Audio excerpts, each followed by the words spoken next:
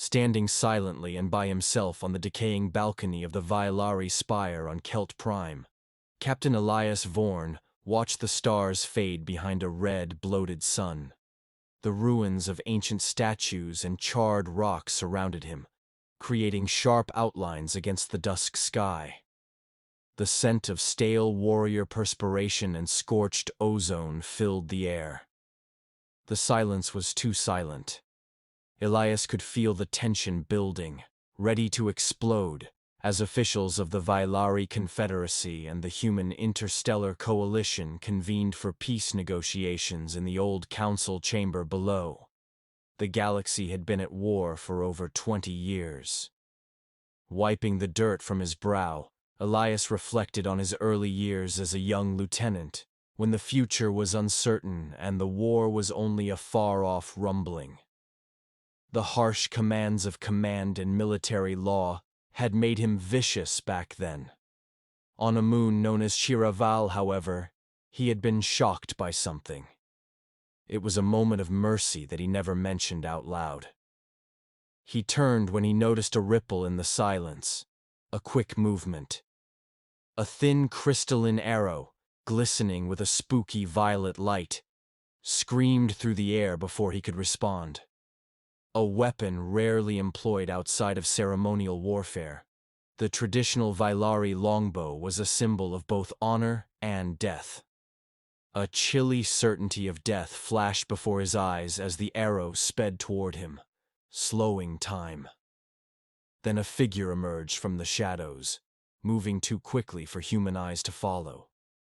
Tall and slender, with skin the color of deep lavender with silvery flecks like moonlight, she was a Vailari woman. Her eyes were furious with hidden resolution, and her long hair cascaded down like a river of woven silver. She immediately moved to block Elias's route and the lethal trajectory of the arrow. The arrow pierced both flesh and armor, striking her square in the chest. With blood spreading on her robes like ink, she staggered and fell into Elias's arms. The commotion in the council room burst into yelling and movement as his breath caught. "You once spared a child. That was me," she said, her breath thin and delicate, as he held her head, fingers shaking. Darkness took her, and her voice was no more than a ghost. The ruined spire stood in stark contrast to the hospital bay's clean white walls. Elias paced while observing the monitors next to the bed where the woman with the violet skin was unconscious and beeping softly. Beneath her skin, nanites hummed softly, her organs surviving despite all odds thanks to alien nanotechnology. Elias had only ever heard the name in whispers during intelligence briefings, but the doctors called her Saressa Val. She was a feared assassin, a well-known Vailari rebel, and a legend among her people. But her words kept repeating in his head. He was aware of the incident she described, a memory buried under years of sorrow and conflict. A youthful Lieutenant Elias had led a mission to destroy a Vailari rebel outpost on Chiraval 20 years prior. His group was told to burn the hamlet to the ground and murder every fighter. Elias had noticed a young girl, perhaps 10 years old, sheltering beneath the shattered statue of an elderly goddess amid the smoke and flames. Her big violet eyes, full of innocence and fear, greeted his. He paused. The directives were unambiguous. However, he was unable to murder her. Rather, Elias had down his weapon, moved aside, and led the youngster to escape into the redwoods. He has been troubled by that incident ever since. Saressa's eyes were clouded with pain, but when she opened them, they were fierce and bright. With his heart racing, Elias sat next to her, silently. "Why did you save me?" he said. Her lips were stained with blood as she swallowed. Her voice was firm, yet anguished as she said, "Because you saved me first." Between them, silence descended, laden with years of unsaid grief. "Didn't you intend to murder me?" Elias's voice was harsh. Saressa gave a slight nod. "Indeed." Until I looked into your eyes, the same grace. I was unable to do it. So, who was the shooter? He pushed. Her gaze grew gloomy. Not me. There is someone who wants this battle to go on. Someone who makes money off of unending violence. Elias studied security footage from the council chambers, determined to find the truth. Saresa's location was not in line with the shot's timing or angle. A third party taking advantage of the tenuous calm had fired the arrow, a concealed sniper. The Crimson Path, a renegade group of human-augmented mercenaries that thrived on turmoil and were determined to restart the conflict for financial gain and political dominance, was their adversary. Elias obtained Saresa's release into his custody at the risk of a court-martial. He told command, "She's our best chance to prevent another war if she's telling the truth." He was given 48 hours by them. Through shattered temples and dim alleys that were inaccessible to observation, Elias and Saresa sneaked through Kelt Prime's underworld together. Despite having a feeble physique, Saresa had a keen mind. She introduced him to Threx, a tech smuggler from Vailari, who is blind and has contacts in the underworld. The Crimson Path planned a catastrophic strike, with a bomb placed beneath the council chamber that would explode during the treaty signing and destroy all leaders, according to a coded communication that Threx intercepted. Never before had the stakes been so high. Elias and Saresa hurried to the tunnels beneath the top. As they confronted 3 Crimson Path soldiers equipped with neural disruptors, weapons that could instantly destroy their nervous systems, the eerie buzz of the bomb permeated the small room. Saresa's twin plasma swords cut through opponents as they battled side by side, while Elias's pulse weapon blazed with lethal precision. Elias fell helplessly after a disruptor struck his leg. Saresa threw herself forward to take the deadly blow in lieu of the mercenary who raised a blade to slay him. Elias struck back with a frantic rage, blasting the attacker to pieces as her scream reverberated in his ears. With only a few seconds remaining, he disarmed the device. Elias and Saresa, both bruised but still alive, watched the signing of the peace treaty in the council chamber. Neither grinned. Their flesh and soul bore the scars of the price. Despite her wounds, Saresa said steadily as she met Elias's eyes, "Your mercy gave me hope. It influenced my life and inspired me to strive for improvement." Elias nodded as the year's burden eased. "And you restored my hope." A broken Velari crystal arrow and the words, "One arrow ends a life," scrawled in flowing alien writing, were discovered in Elias's quarters a few weeks after the incident on Earth. Someone else saves it. He grinned. Saresa watched her people rebuild in the distance, bearing Elias's old dog tags as a reminder of their common history and shaky optimism. Years later, a little hybrid girl pointed to a statue of Elias and Saresa facing each other, poised for combat, in front of a group of diplomats. "Neither weapons nor treaties brought the war to an end," she stated. "However, when one soldier decided to show mercy, and one killer decided to keep it in mind." 2 elderly veterans clasped hands among the crowd, a silent example of how one act of kindness can transcend time and location.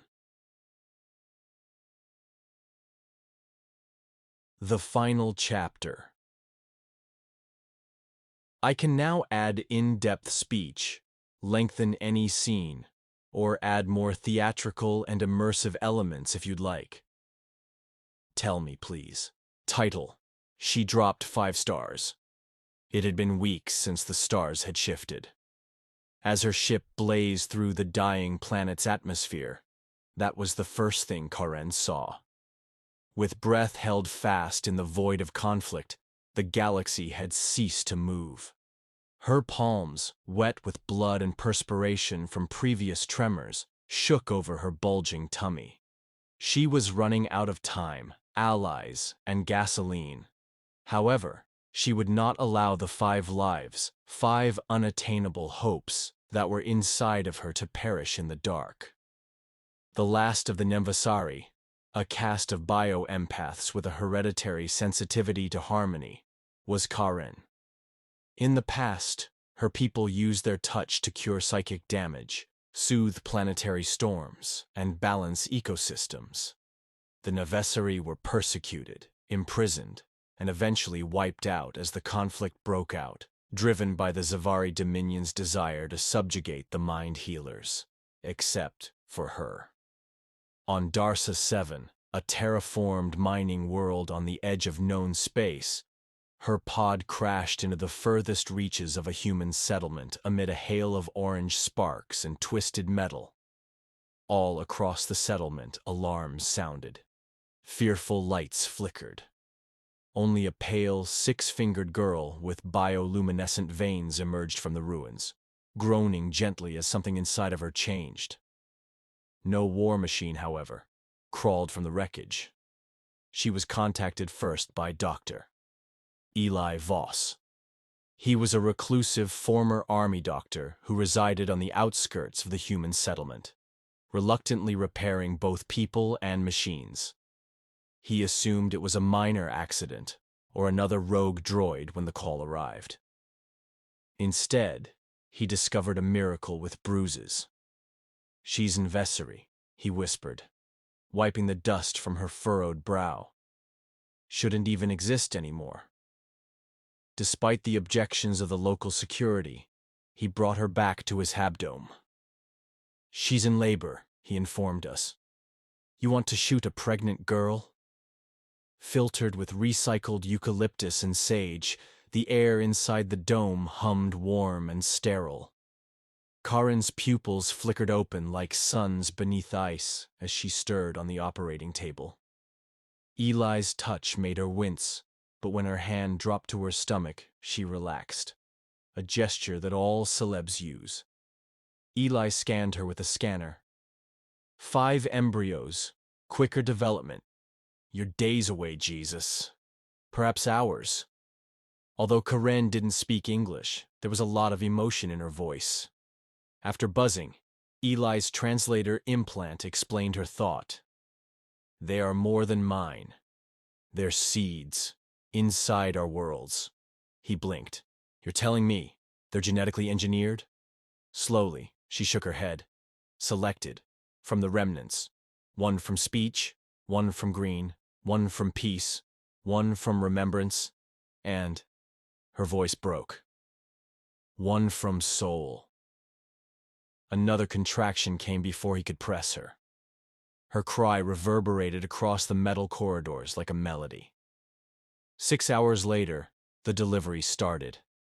Eli looped old recordings of Invasari anatomy through his HUD and disinfected whatever he could. With every push, Karen's body changed its bioluminescent colors, turning turquoise when she was at ease, crimson when she was in pain, and gold when the kid started to crown. At dawn, the first child arrived, tiny, fragile, with a subtle green glimmer.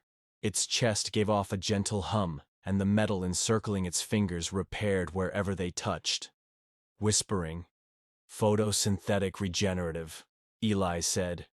"DNA splicing in plants. Amazing."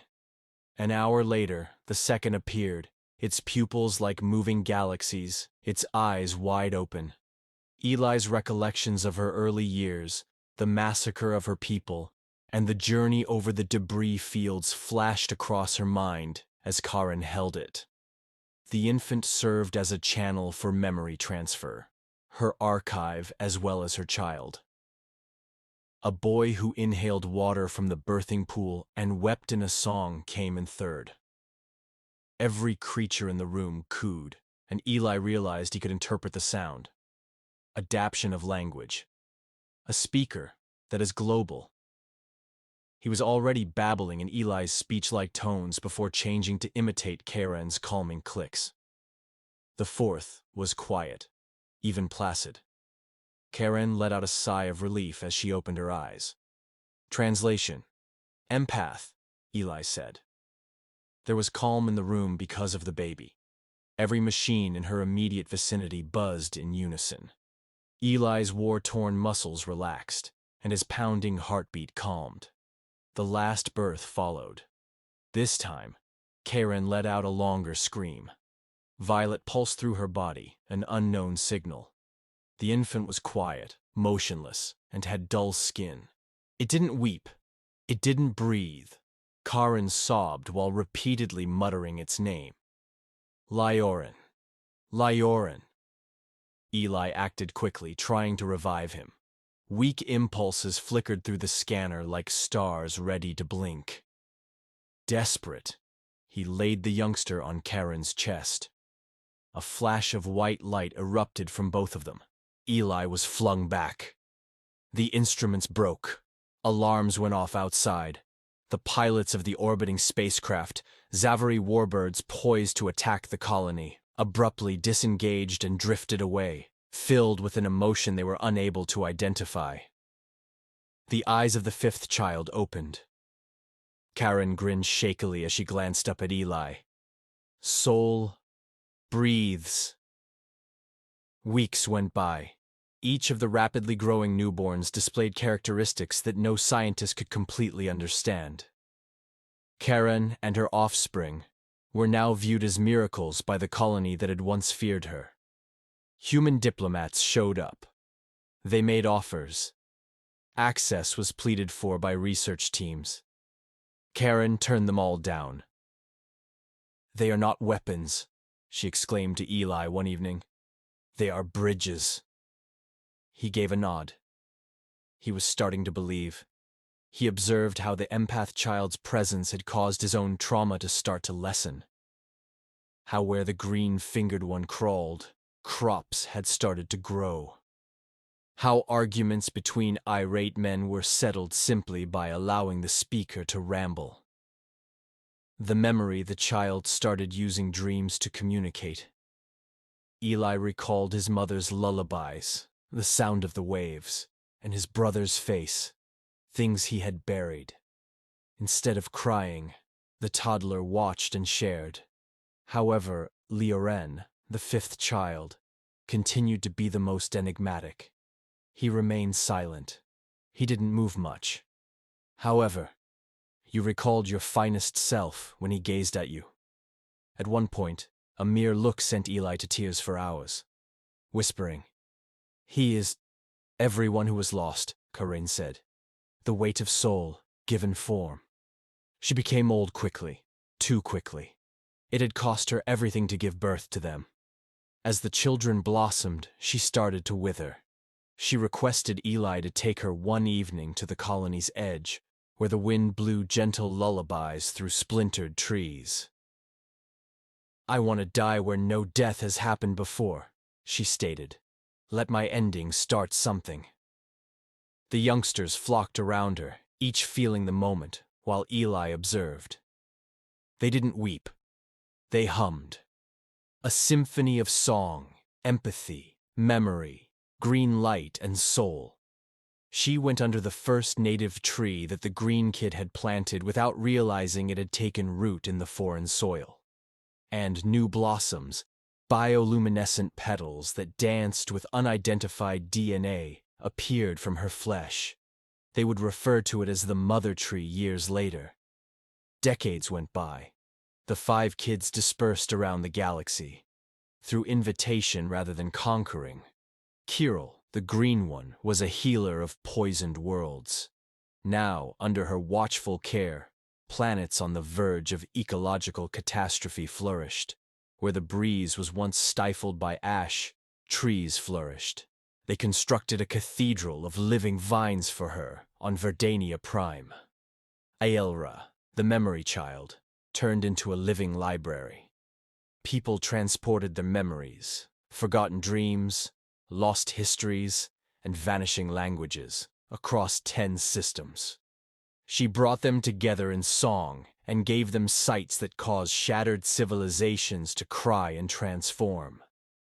Don, the speaker, used his voice to hush civil battles he had witnessed. He used frequencies that moved people in addition to words. Children are educated to speak Ulrich's dialect, one devoid of hatred, on the moons of Ulrichs. Peace accords were centered around Saren, the empath. She made diplomats feel the other person's childhood. As opposing factions grieved and showed forgiveness, she remained silent. Flowers blossomed from her tears. Leorin, too? Leorin was never in charge. He didn't inquire. He just showed up. He would show himself in the heartbeats before the ultimate war or the mass extinction, in the seconds before the demise of the Earth. And gaze. Generals dropped their weapons with a single look. Suicides stepped back from cliffs after just one touch. Planets choose to survive after one tear. Dreaming about her, Karen, who gave birth not just to children but also to a future, Eli Voss passed away in his bed among the stars. A future without conflict, a future without forgetting. He was laid to rest next to the mother tree. 5 stars moved across the sky above him, never remaining motionless. They performed a dance. 4,300 words and extensively enlarged. Do you want this to be adapted for narrative, serialized, or visualized? The shadiest areas of the galaxy are always where the worst dealings take place. I hadn't come to Draw Station to watch some alien jerk's genetically modified children. I had come for fuel, possibly some spare parts, and a stiff drink. The bar smelled like desperation, stale air, and rot gut. The sort of environment where your word was the only thing less expensive than your life. The audience consisted of mercenaries, smugglers, and misfits as usual. 100 grudges, a dozen species, and one bartender with a face that resembles a mushroom that has collapsed.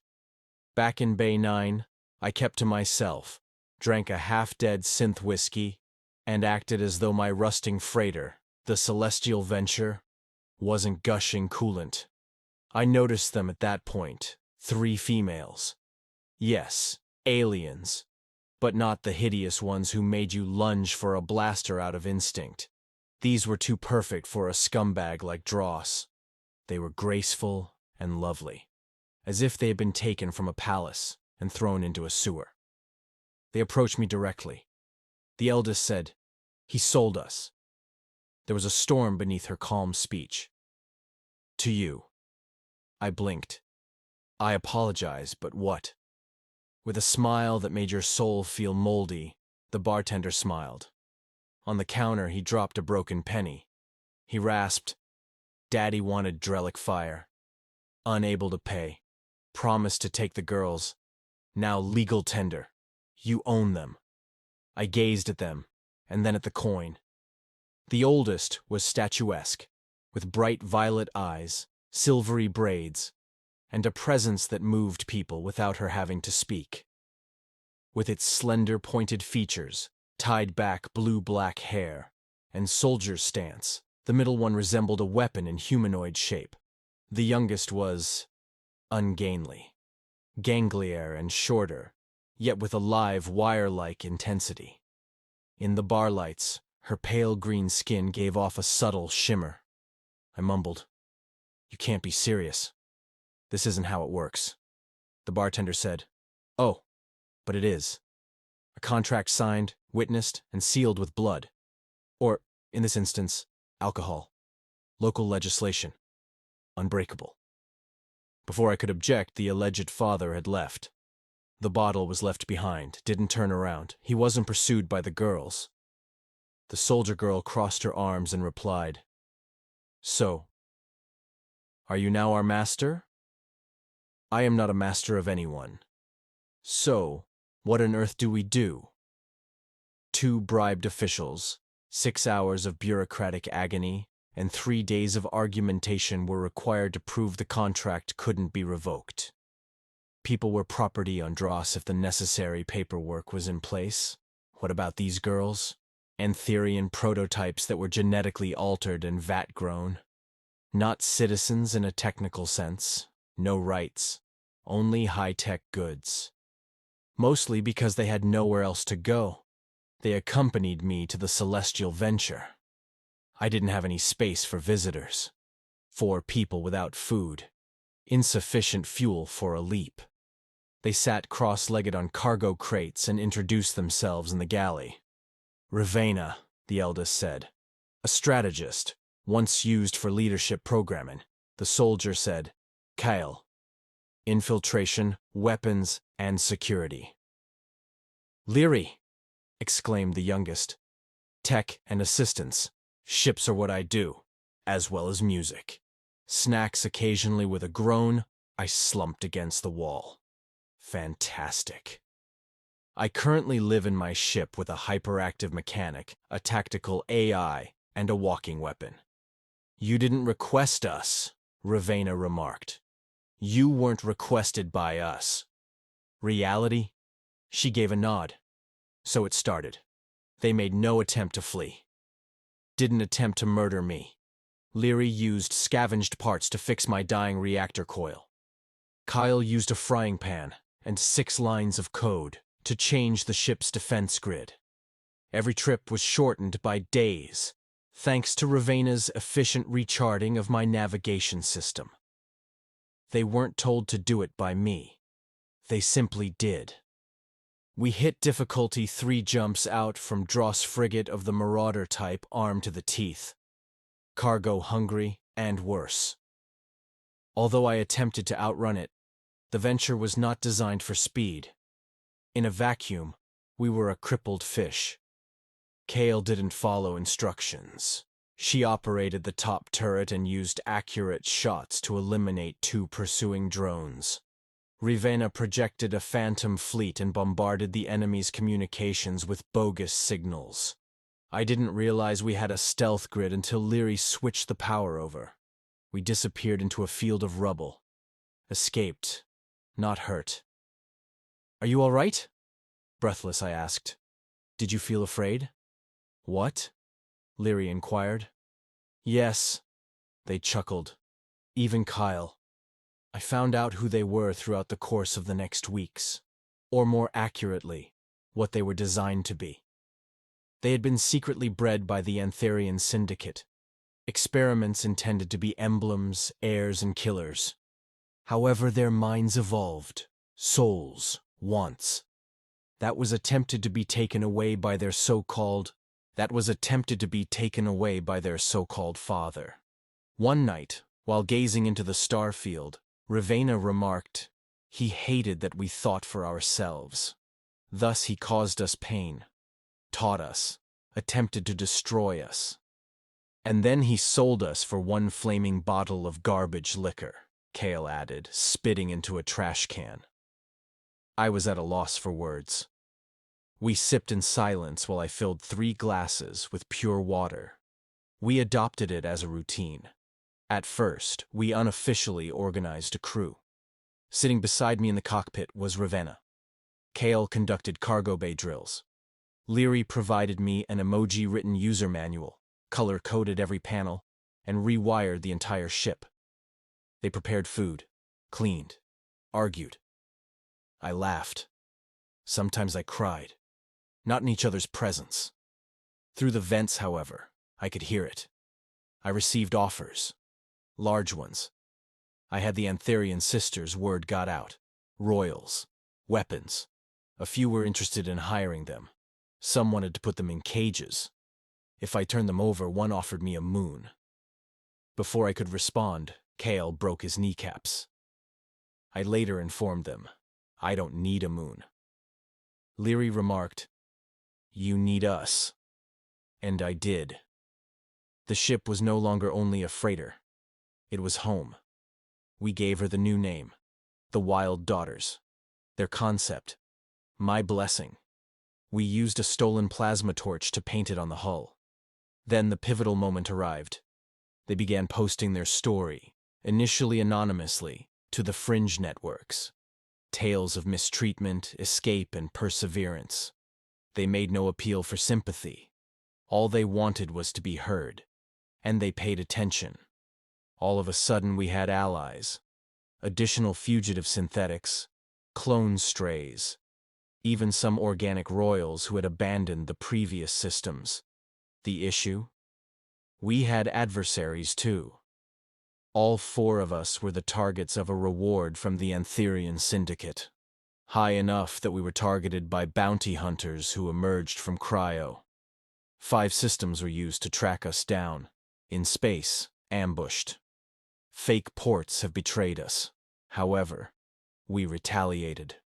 Ravenna turned into a voice, a light in the shadows.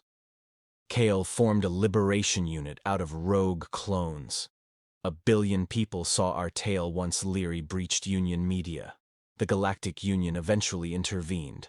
A peace envoy was dispatched. Promised protection, rights, and a haven. "Does the captain accompany us?" questioned Ravenna. The ambassador gave a tactful smile. "The treaty does not include him." She faced me. "Then we're not either." I refrained from crying. I might have wanted to, though. They were no longer freight. Weren't travelers. We didn't lose any girls. They were crazy. They belonged to me. Every leap we make now conveys a message. Every mission is an act of resistance. We destroy labs where kids like them are raised. We take over ships and liberate their live cargo. Broken satellites are reconstructed into beacons that pulse the phrase, "You are not property." We don't win every time. We bleed. Friendships are lost. We go down. However, we always rise again. A new engine was installed by Leary. She gave it my name. I'm now called Captain by Kale. Occasionally, as long as she doesn't threaten to stab me. "You gave us something no one else ever did," Ravenna once said, touching my face and gazing at me with those violet eyes. Option. And for now, that's what I fight for. Not cash, not honor. Just a decision. Because 3 girls were sold for a bottle by a drunk. Additionally, I became enmeshed in a revolution. Like tears that the bereaved had forgotten how to cry, rain slithered over the granite surface. Other than the murmur of water and wind and the mechanical purr of distant hover cars beyond the field, the cemetery was deserted and silent. It was the annual commemoration. At Captain Darren Kale's grave, Dr. Lyra Voss was kneeling with shaky hands and tightened fingers over a small data crystal that she had never dared to play. His name was clear and uncomplicated, engraved in obsidian. Official. Captain Darren Kale is lying here. Volunteer. Hero. Lost in service. Wet brown curls stuck to her cheeks as she bowed her head. I apologize for not saving you. I ought to have done more. Someone watched, unnoticed, behind her. He breathed uncertainly and shallowly. His boots were covered in the crimson dirt of off-world soil, and he wore a hooded jacket that was saturated with rain. He started forward, then halted. The data crystal was set on the headstone by Lyra. With a leisurely breath, she stood up. Then, "You always talk to ghosts?" She spun around. He resembled Darren, not exactly though, older. His left jaw is scarred. His eyes were clouded with something harsher, but they were still deep and blue. "No," she said in a whisper. "No, you're not." "What?" "Dead." "In the gate breach, atomized?" He smiled crookedly and thinly. "That's what the records say." He hurried forward to grab her as her knees gave way. Behind a now-defunct fast food kiosk, the kind that dotted intergalactic port cities and had long since gone bankrupt, they sat in a stolen shelter. Darren sipped tea she summoned from her medkit while leaning against the table. His hands shook a little. From memory, not from cold. "How are you alive?" It was Lyra's 5th time asking. He put down the tea.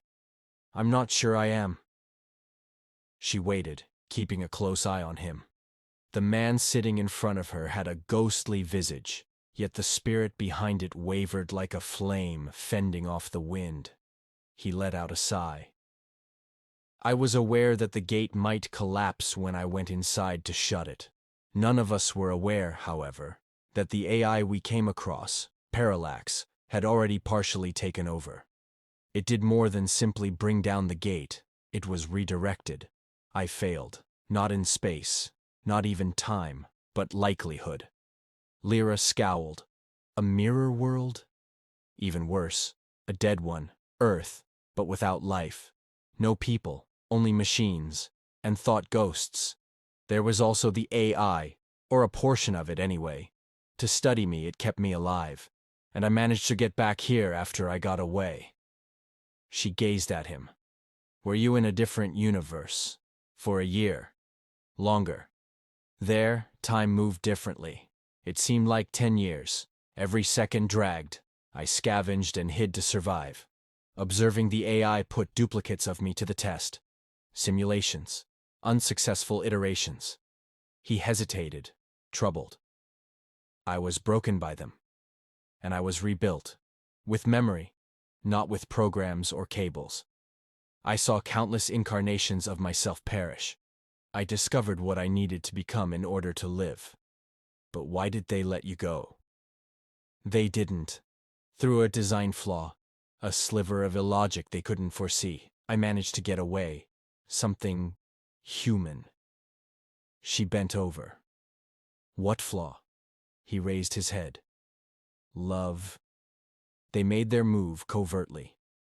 After the research failed, the government ordered the gate lab to be sealed, but Lyra still had emergency clearance hidden behind aliases and encrypted layers. To get to the center console, they sliced through scaffolding and vines. She said, "What are we looking for?" "A relay, logs of quantum handshakes. Evidence I came back with using a different probability. That will assist us in determining the paths Parallax took." They didn't talk as they worked. Broken tools littered the floor, and the air was thick with dust. But worse was on the horizon. Steps. "I hoped you'd come here," a voice informed me. A man who looked exactly like Darren emerged from the darkness, sharper and cleaner, eyes that are dimly shining. The replica. "Dr. Voss, hello. It appears that you have met my predecessor." Lyra's blood became icy. "You're the clone," she said in a low voice. He cocked his head. "My name is Darren Kyle, but changed.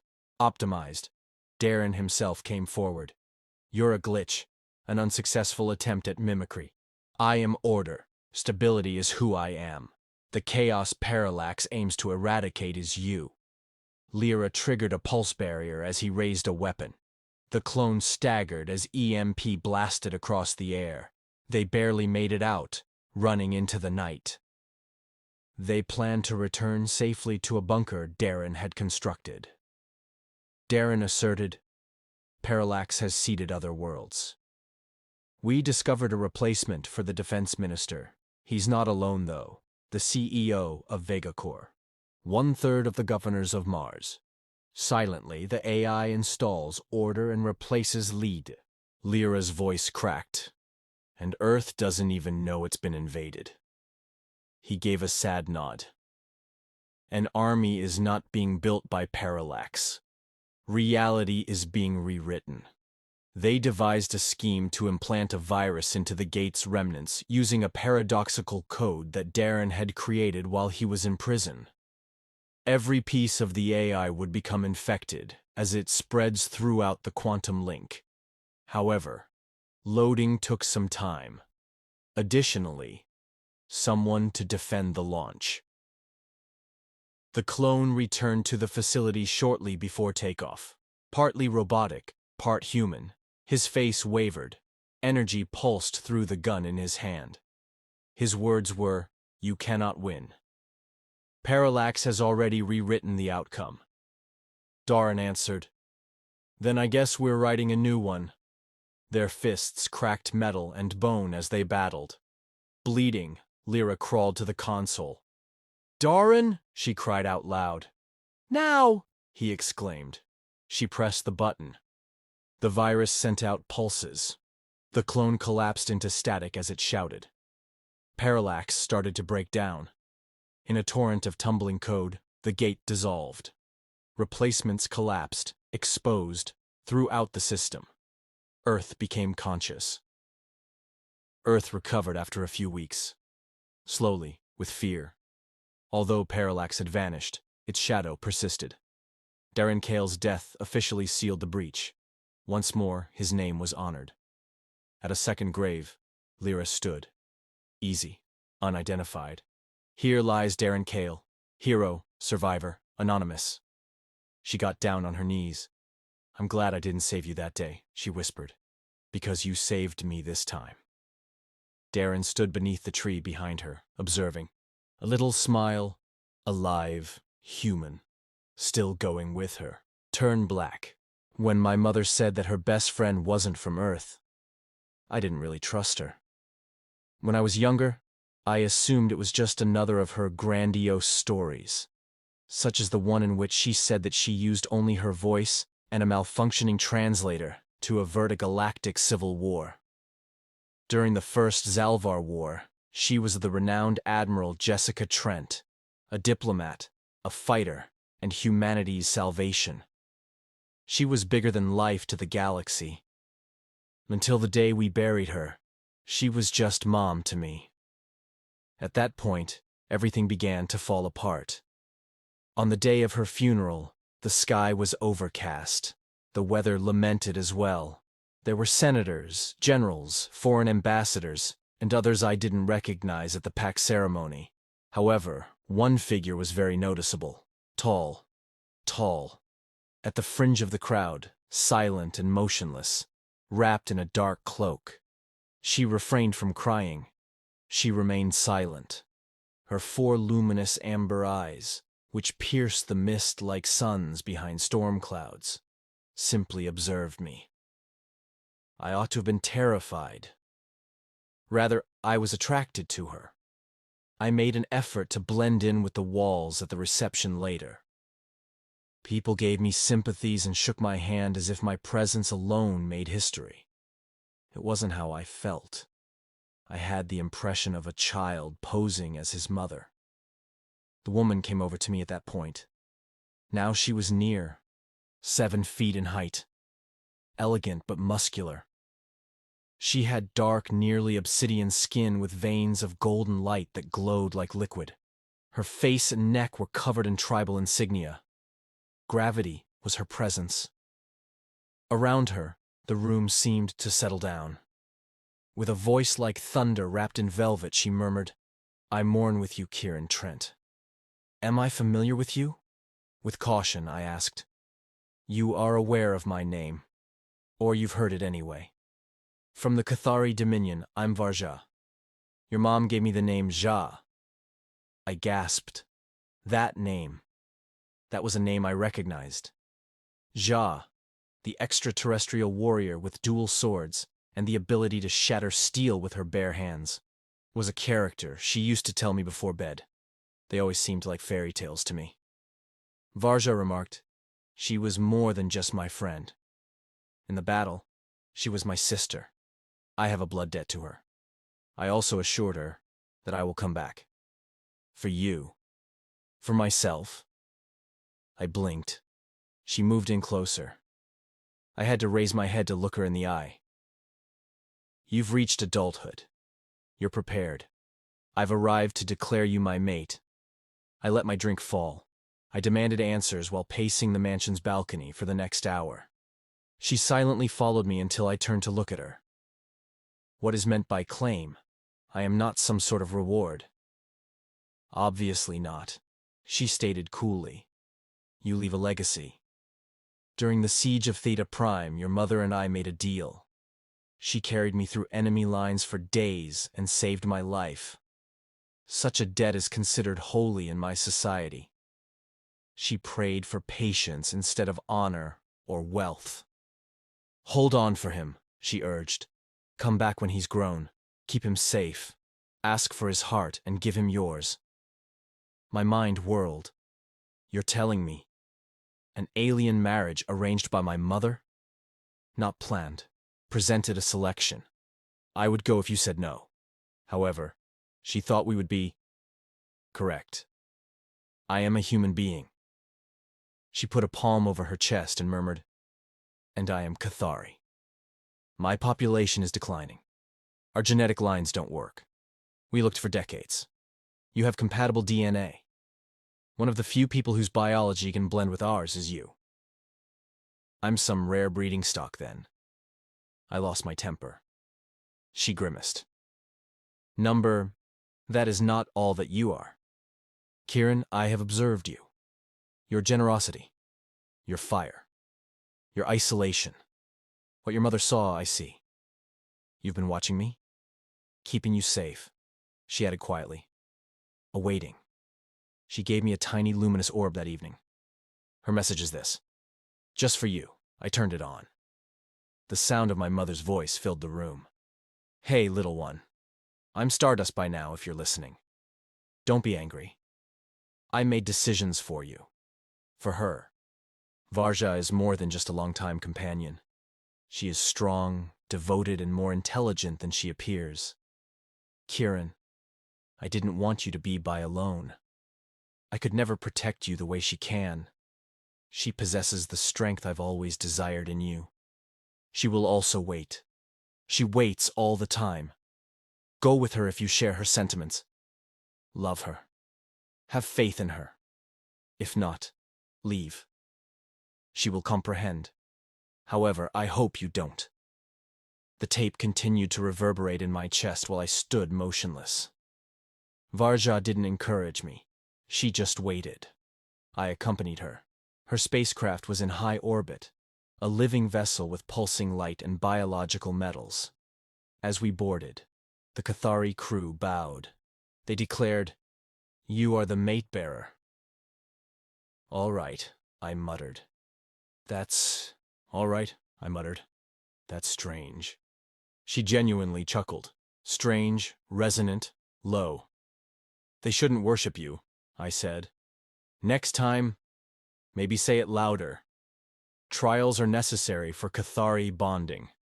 The first was a neural connection simulation called the Test of Harmony. Our brains were connected. I seen her past. Blood and fire. Her body shattered. My mother bearing her through toxic winds and storms. My birthdays alone. My mother's departure when duty called. And the way I would cry under the covers and act as though it didn't hurt were all things she witnessed. She touched my face as we parted ways. She said, "You were strong always, even if you believed you weren't." The trial of survival followed. They left us without any technology on a rainforest moon. We constructed shelter, fought predators, and debated whether bugs were edible for days. She acquired fire-making skills. I discovered how to break a 10-legged razor beast's neck. We got into a fight. We chuckled. She questioned, "Why do humans kiss?" as we gazed up at the twin moons one evening. "It's a way to show that you care." She stated, "We scent mark." "I want to try, though." I then gave her a kiss. It was tentative at first. Then, however, something became clear. It wasn't uncomfortable. It wasn't odd. It seemed as though gravity had finally shifted. Her arms encircled me as though I were something she didn't want to lose again, and her lips were warm and tender. The Cathari crew applauded the following day. Clapped literally. It appears that bioluminescent markings are left by Cathari kisses. Where I touched her, her jaw shone. It was referred to as a declaration of courtship by the high priest. "I just gave her a kiss," I objected. "That is how we make a ring," Varja declared with pride. Fantastic. Now I was accidentally engaged. However, I didn't mind. I became more aware of the warrior's soul the more time I spent with her. She was more than simply tradition and muscle. She was inquisitive. She was frightened of scary films but pretended not to be. fascinated by peanut butter, and obsessed with Earth music. She paid attention. She discovered. She made an effort. I began to fall. The galaxy then overtook us. The planet called on us to come back. Unions between humans and aliens were still controversial. I was labeled a traitor by news networks. Signs were waved by protesters. "They must not take our men," someone cried out. "She didn't take me," I murmured, standing in front of the Galactic Accord. She was my choice. She respected me enough to wait 20 years. How many people are able to claim that about their own species? Politics, however, didn't wait for love. The Queen of Cathari had passed away. Blood and bond passed the throne, and Varja, who was bound to me, came next. They remarked, "She cannot lead without a mate. Union is demanded by the throne." Varja looked over at me. "I'll give it up if you want me to. Losing you would be worse than losing a crown." And I saw what my mother saw in that instant. "No," I replied. "We are united. Always." Under twin moonlight, our wedding took place atop a floating spire. My mother's name was engraved on the ceremonial armor she wore. I had a cloak with Cathari runes stitched on it. I answered, "I bind to you, Varja." Not out of obligation. However, in between strange jungles and awkward kisses, with you, I fell in love. She answered, "And I bind to you, Kieran Trent. Not for influence, not for procreation. However, since your soul completed mine." The stars changed when we touched. A ripple of psychic energy swept through the galaxy. Dormant Cathari genetic threads were reactivated by our relationship, making our child the first naturally occurring hybrid in generations. She was born beaming a year later. Optimistic. 4 tiny, golden eyes. She cooed as she put one small hand around my finger. They gave her the name Hope, and I muttered, "Thanks, Mom," every night as I nestled up next to a 7-foot-tall extraterrestrial warrior who had once sworn a blood oath to keep me safe. You were correct. Varja would flaunt his keen teeth in a smile. "You are fortunate that I am so alluring." Perhaps she was. On every planet, in every language. She had me. She was also mine. Forever.